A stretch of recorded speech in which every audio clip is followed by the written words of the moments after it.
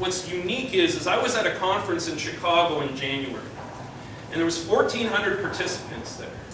All biotech companies and all these wonderful end users and all of this stuff and all academia that's out there that's going to change the world. And I was listening to one of the keynote speakers, and all of a sudden they were assuming that the agricultural community was going to produce this material for $40 a ton. And I thought, well, that's interesting, $40 a ton. That's a nice number depending on the yield, but where did they come up with that? So I went and asked the question of where did you come up with that number? He says, well, agriculture, they do things best. They overproduce and they produce things cheap. I said, well, that's interesting. And I just asked, I said, in this room, how many farmers are here? And to my, well, I shouldn't say to my surprise, but I was the only one. And I was from Canada, for goodness sake, so I didn't really, on the pecking order, I was way down. But as it relates to this, he asked me back, he said, why would you see that? And I said, I cannot see agriculture dealing with this. And I said, how are they going to participate? Are they just going to be farmed like they've always been farmed in the past? Or will they be able to participate wholeheartedly into this? Because this is a solution. Because unfortunately, for them, most of the land base that's in this world is owned by the agricultural community or landowners. So how do we get to that point? So what I'm just, some of my final sayings here is I'm working towards that the agricultural community somehow can be engaged in this. And they need to be engaged.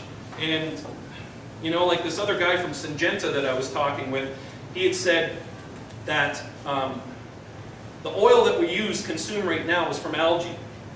Time and pressure, millions of years, created the oil we produce. Coal was the above ground vegetation that we had, and it was through time and pressure we became the coal. He says all that we're doing is we're not changing anything. It's still a perfect natural process. In fact, one of the most natural things in this world is petroleum and things like that. But grass, as it relates, or trees, or biomass, all that we're doing is we're doing the same thing, but without the time and the pressure, bringing it to the marketplace today.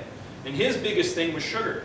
Sugar is the future oil, and gas, or I guess it always was, is what he's footnoting, but at the end of the day, it is our future. So us as agriculture, we have to somehow be engaged in this and be there, and I would throw it out there instead of, this is a great conference and we all need to come here, and I appreciate everybody coming to listen to me today, but the other conferences that are out there, the biotech companies and these things that are out there is where we need to be to see how we can partake in this, because as we all know, the larger multinationals, the companies have their own ideas.